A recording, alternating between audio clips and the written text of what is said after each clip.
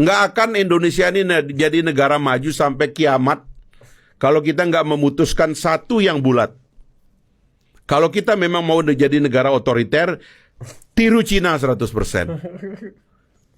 Otoriterkan politiknya, bebaskan pasarnya. Sukses. 17.000 US dollar per kapita income. Atau kalau kita mau menjadi negara demokrasi liberal, itu kita polanya ikut negara-negara barat.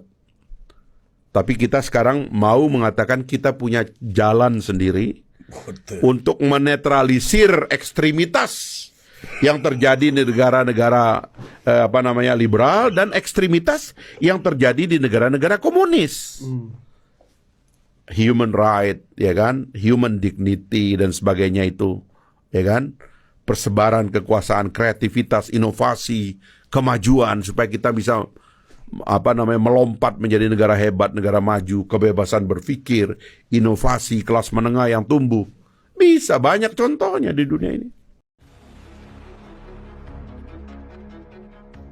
Kali ini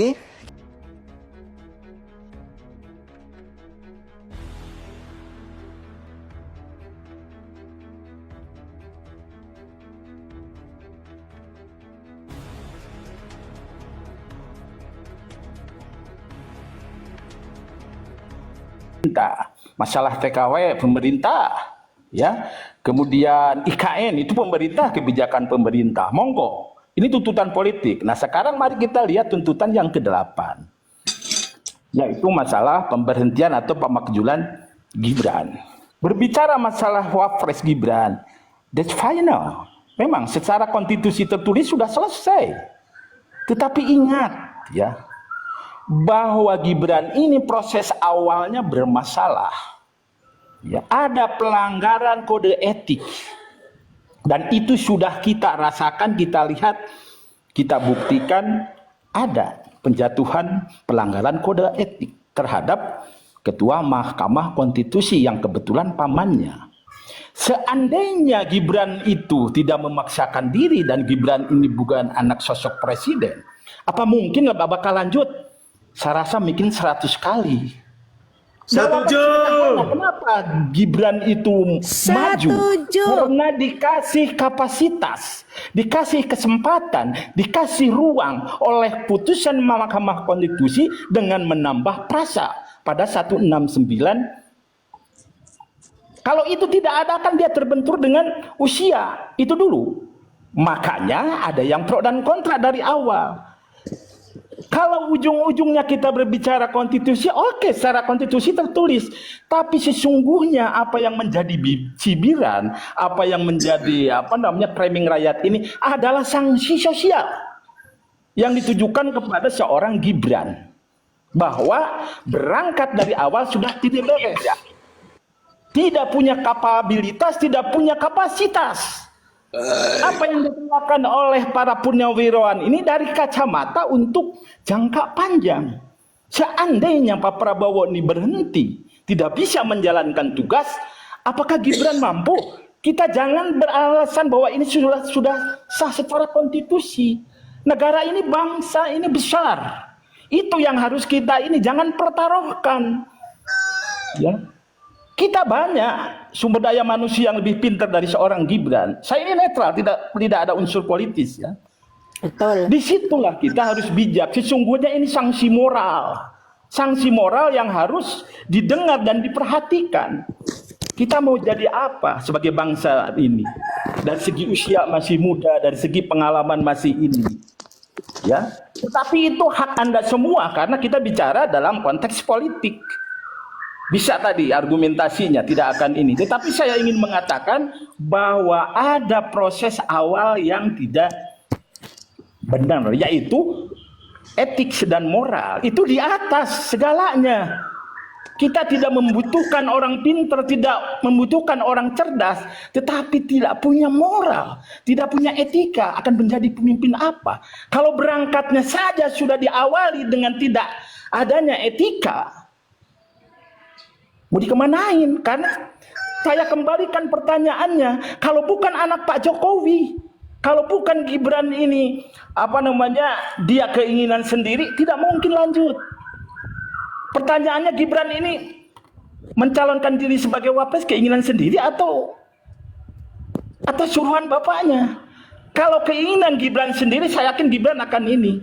Tetapi di sini ada peran Pak Jokowi. Oleh karena itu ya kalau kita berbicara masalah politik akan panjang. Ada yang mengatakan Pak Jokowi mendukung Pak Prabowo bukan semata-mata ingin mendukung Pak Prabowo, tetapi ada langkah politik menitipkan Gibran next untuk 2029. Benar.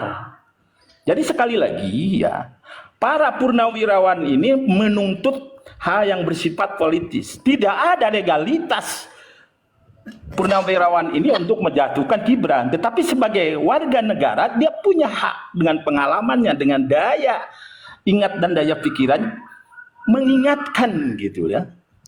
Saya ingin sekali lagi mungkin memberikan ilustrasi. Memang secara konstitusi untuk memberhentikan presiden wakil presiden itu diatur kan di dalam Undang-Undang Dasar 45 pasal 7 huruf A B. Presiden harus DPR harus mengusulkan dulu membuat surat kepada MK. MK menjawab apa benar nggak ada pelanggaran hukum terhadap presiden wakil presiden itu. Kalau ada, presiden melaksanakan sidang paripurna. Hasilnya kirim ke MPR. MPR melakukan sidang paripurna, memanggil wapres atau presiden, ditanya, minta penjelasan. Kalau MPR melihat tidak ada celah, tidak ada pelanggaran hukum, tidak bisa. Jadi itu berbicara konstitusinya. Tetapi saya ingin garis bawahi bahwa apa yang terjadi sekarang ini sesungguhnya adalah sanksi moral yang lebih berat. Terus saja, karena proses awalnya dimulai dengan proses yang tidak fair. Ya, itu tidak bisa terbantahkan lagi. Terima kasih, saya itu aja mungkin. Oke, terima kasih, Opa. Oke, saya sebelum ke Bang Agape, saya sambut dulu. Bang Sayuti, Assalamualaikum, selamat siang. Waalaikumsalam, Os. Oke, ditahan dulu ya Bang Sayuti. Oke, Bang Agape, silakan. Mungkin ada yang mau dibantah atau menambahi apa yang disampaikan oleh Cak Gandhi atau Opa tadi. Silakan, Bang Agape. Ya.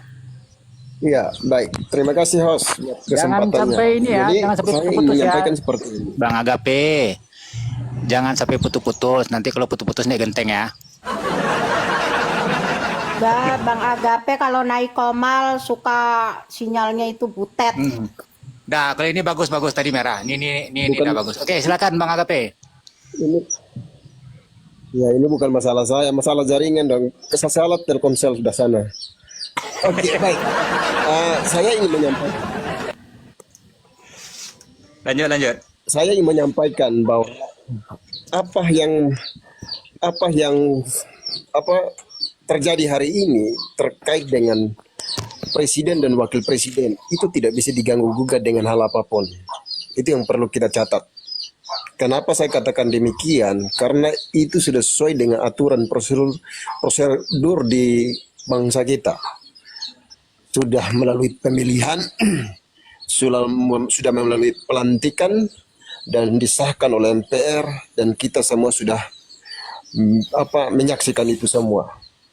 Ya, tapi terkait dengan ada orang yang masih mempersalahkan terkait dengan keputusan MK yang sudah kita lalui, itu hak-hak mereka ya. Karena kalau kita lihat bahwa yang salah di sini itu bukan Mas Gibran atau wakil presiden, tapi yang salah di situ adalah ketua MK, makanya diberikan sanksi etik itu, ya. Tetapi apakah itu keputusannya apakah itu tidak digunakan? Digunakan dong. Makanya kenapa Mas Wapres itu bisa lolos menjadi calon presiden hari ini, calon wakil presiden hari ini. Itu tidak bisa dibantah. Itu tidak bisa dibantah. Tetapi terkait dengan pernyataan atau suara yang disuarakan oleh purnawirawan, itu hak mereka. Hak mereka bagaimana bisa bersuara karena negara kita negara demokrasi. Tetapi apakah apa yang menjadi keinginan itu bisa dinyatakan? Belum tentu itu mungkin terjadi. Karena apa? Hukum kita itu yang mengatur hal-hal seperti itu. Tadi saya sepakat dengan Opa pernyataan bahwa pernyataan dari Purnawirawan itu hanyalah pernyataan politik yang dimana itu tidak mungkin bisa dilakukan oleh presiden itu sendiri. Karena apa? Karena pernyataan yang mereka ingini itu kesalahannya tidak ada pada Gibran. Kalau kesalahannya ada pada letak titik kesalahannya ada pada Gibran, mungkin ya bisa dilakukan. Tetapi kan tidak ada kesalahan ada pada Gibran hari ini yang bisa dijadikan acuan. Tetapi apakah ini bisa terlaksana? Saya 100% tidak mungkin. Tidak mungkin terlaksana karena Mas Gibran itu masih dilindungi oleh konstitusi itu sendiri dan tidak bisa yang bisa mampu kecuali Mas Gibran membuat kesalahan seperti yang tadi ditanyakan oleh Bang Anugrah, tetapi itu kan tidak ada ditemukan terkait dengan itu. Jadi dari saya ya mari kita tetap kawal, kita tetap mendukung wakil presiden dan wakil presiden untuk bekerja 5 tahun ke depan, terlepas dari suka dan tidak suka. Karena apa? Konstitusi mengatur itu. Kalau ke depan misalkan mereka sudah bekerja ke depan kita tidak suka, tidak pilih lagi di 2009 kalau misalkan mereka maju. Ya kan?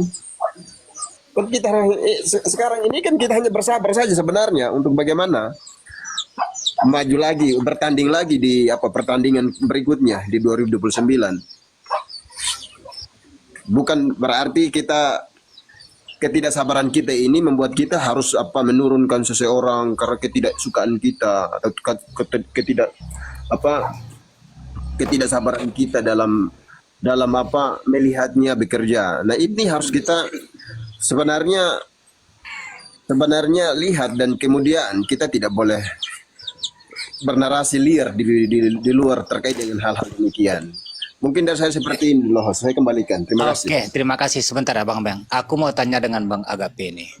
Aku juga ada di komalnya teman-teman Bang Agape. Ya, aku tanya dari Bang Agape sendiri ya. Ini pribadi Bang Agape ya. Kira-kira Purnawirawan itu apakah disuruh oleh Pak Anies, Bang Agape? Aku coba tanya sama Bang Agape nih. Pribadi ya. Maksudnya disuruh? Ya. Disuruh untuk apa itu? Itu adalah suruhan Pak Anies. Karena kan di Komal ada di Komal, mungkin Bang Ape tahu lah. Aku kan juga pernah naik ke atas gitu. Aku juga pernah berdebat juga dengan hostnya kan.